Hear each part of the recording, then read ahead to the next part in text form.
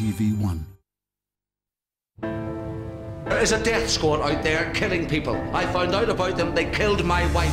Why don't we have a coded list of people who are a threat to national security? Is it a death list? They got plans for you, mate. Big plans. If you want to live, change your name, change your face, disappear. I need that list. He was part of an illegal death squad. He's an assassin, and you know it. Why should I trust you? Because if you don't, we're both dead. James Nesbitt. I need to know who's next. Midnight Man. Thursday at 9. ITV1.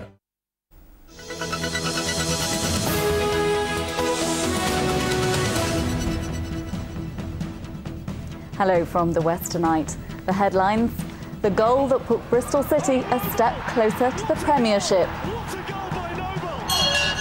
Oh yay! Oh yay! And the Proclaimers, town criers battle it out.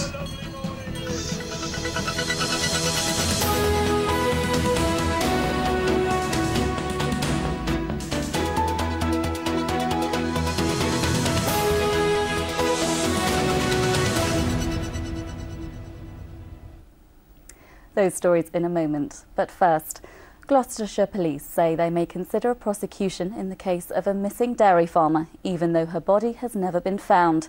It's 6 months to the day since Kate Prout disappeared from her farm at Red Marley in the Forest of Dean. Despite widespread searches, there's been no trace of her. Earlier this week, her husband Adrian Prout, who'd been arrested on suspicion of murder, was released without charge. It's been reported that farmland in Somerset has been bought by the energy company EDF with a view to building a new nuclear power plant. According to the Financial Times, EDF has been buying up land close to the existing Hinkley Point nuclear power station, and the company is currently trying to buy British Energy, the joint owner of Hinkley Point. Now, sport, and Bristol City are tonight a step closer to promotion after winning the first leg of their championship playoff. A goal by David+Noble in the final minutes of injury time sealed the victory for City. Tim Walsh reports. A full house at Selhurst Park saw Palace have the first real chance of the game when Scapsing beat the City defence, but his shot lacked power. City's best chance of the half came from Dele Adebola, but Speroni in the Palace goal saved well from the City striker. Both teams upped the tempo in the second half. Ben Watson's shot was deflected just wide for Palace. Then came the breakthrough. A free kick routine straight off the training ground saw Lewis Carey fire into the roof of the net. It was the captain's first goal of the season, and he may never score a more important goal. Palace went in search of an equaliser, and Adriano Basso saved well. Then Adebola could have doubled City's lead, but hit the side netting. A mix-up at the back between Basso and Bradley Orr led to Palace's equaliser. Lewis Carey went from hero to villain as he conceded the spot kick, which was converted by Watson. Then, in stoppage time, came this. Noble's super strike into the roof of the net, giving the keeper no chance, and sending City's 3,000 fans home very happy. Yeah, the tie's still very much there for both teams at the moment. We can only do what we've done in an away leg and come away 2-1 winners, but now we've got to play a good home performance as well. So City are just 90 minutes away from Wembley. The Red Half of Bristol will be celebrating tonight. Tim Walsh for The West Tonight. Around 3,000 City fans made it to Selhurst Park for the match. Thousands of others packed pubs and bars around Bristol to support their team. This was the scene at the BS3 bar near Ashton Gate as David+Noble scored the winning goal. And we'll have more on that game in our bulletins tomorrow here on ITV1. On to rugby, and it's the final day of the regular Premiership season. Gloucester are beating their West Country rivals Bath 8-6 at Kingsholm, and Bristol end the season with a 25-20 defeat at Saracens. Cricket, and Somerset are hoping to hold on to their lead over Hampshire in the county championship. The home side had a disastrous first innings, but redeemed themselves in the second, with captain Justin Langer scoring 188 of their total of 654. A short while ago, the visitors were on 196 for 1, needing 225 runs to win. Children from more than 30 schools in Somerset have been taking part in a competition to design and build their own show gardens. It's part of an open weekend at Cannington College near Bridgewater. Myra Lee has more. It was a garden show with a difference. All the competitors were under 16. Each entry was individual, inspired and created by the children themselves. We've been to a quarry and we've collected some rocks and crystals, and we called the garden Rock Face, so we thought we could make a face out of all the rocks. It's a good opportunity to get out of the classroom and into the fresh air, and also doing all the practical stuff. And although all the work has been done by the youngsters, there's plenty of chance for proud parents and grandparents to get involved. Oh, the parents are loving it. I'm sure at first they were wondering. My 8-year-old child has never built a garden before, but I think with the encouragement, they've really shown that they can do it with the support of the schools and parents, the wider family. So it's been a great effort, and I'm sure they'll all be here on Sunday enjoying watching their little gardens and all the public seeing them for the first time. So. Yatton Primary School's dinosaur garden scooped first place in the primary category, while Brymore School in Cannington was the best secondary school entry. And this Treasure Island creation from Chiltern Trinity Technology College was awarded a prize for innovation. But for all the competitors, the real treasures were the finished results. Myra Lee for The West Tonight. Zara Phillips is set to compete in the Olympics after being chosen for the British Equestrian team. The daughter of Princess Anne, who lives at Gatcombe Park in Gloucestershire, is among 5 riders chosen to take part in eventing. Zara will be taking her horse, Toy Town, to Beijing. She says he deserves the success. Dorset-based William Fox Pitt has also been chosen for the eventing team. London has them, New York too, even Rome and Amsterdam. Now, the Clifton area of Bristol is set to get a pedicab service, a pedal-powered rickshaw. It's the vision of a former estate agent and is aimed predominantly at the city's late-night revellers. Here's our consumer correspondent, Dominic Velitis. The latest mode of transport for Bristol's late-night revellers. For a fee, Matthew Bailey and his pedal-powered rickshaw will transport you from pub to club.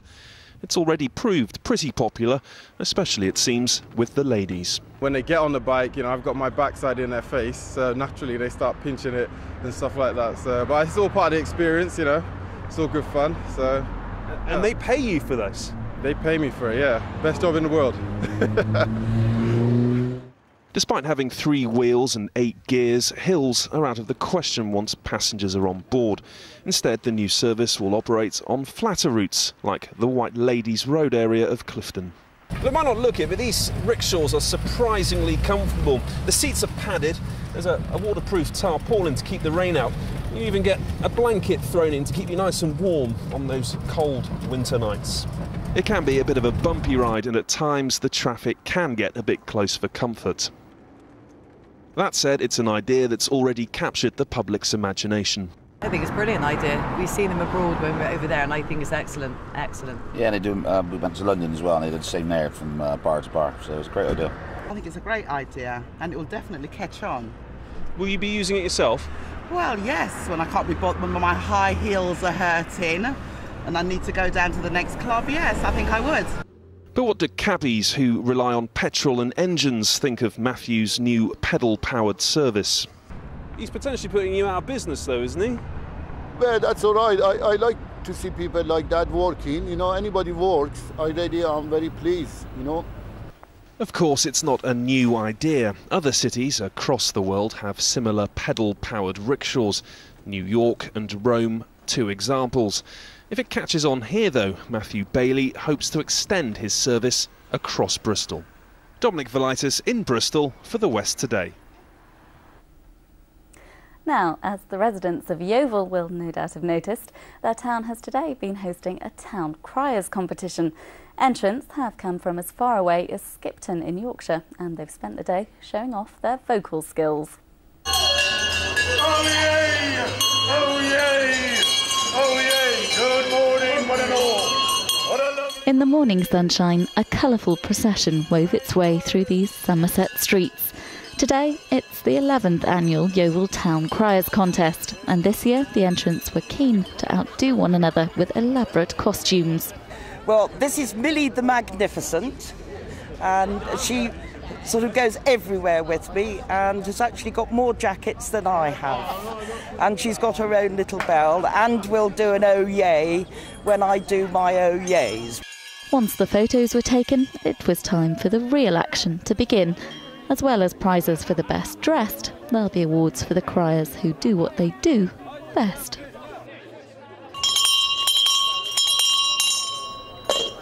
Oh yay! Oh yay! Oh yay! Oh yay! Oh yay! Yeovil is one of the main events that they all like to come to. It's a friendly competition, run very smoothly, run very relaxed, and it's a wonderful competition. And on a sunny day like today, it's certainly a wonderful spectacle. Well, it was sunny in Yeovil this morning, but let's have a look at what the weather has in store for us. Here's Dan Downs.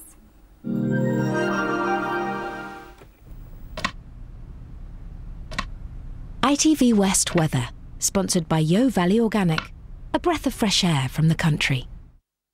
Hello again. I don't know if you were caught in one of those heavy showers last night, but if you were, then I'm sure you don't need me telling you about it. Wiltshire, South Gloucestershire and South Wales were the worst hit, with up to an inch of rain falling in an hour. In Chepstow, they even reported hailstones of up to 2 centimetres in diameter. Well, thankfully, it's all a bit calmer now, with drier, brighter and warmer weather to come during the next few days. It's this area of high pressure to the north of Scotland that we have to thank, and those widely spaced isobars mean lighter winds too. As we go through the evening and into tonight, then it stays dry with clear spells. Some mist and murk is likely, especially up along the Bristol Channel. But the main thing you'll notice overnight is how mild it is. Quite humid too. Temperatures staying right up there in double figures. So a fine and warm start for your Sunday, with any mist patches soon burning away. Plenty of sunshine for all, with the wind staying light and variable in direction. You'll probably not even notice there at all. Temperatures could even be up a shade on today's 25, maybe even 26 Celsius, which is a pleasantly warm 79 Fahrenheit. But with that heat comes the risk of some thundery showers bubbling up, especially in the more western areas of our region. Beyond that, well, expect more of the same. Maybe a little mist and fog to start the day, and perhaps the odd shower bubbling up during the afternoons, but on the whole, dry, sunny and warm, with temperatures up there in the 20s. Sponsored by Yo Valley Organic.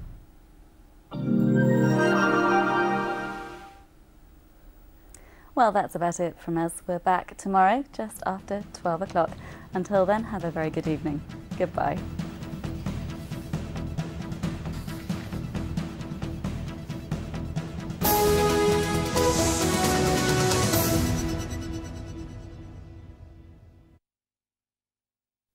Home insurance. We've all got things we want to protect, but are you paying too much to protect them? At GoCompare.com,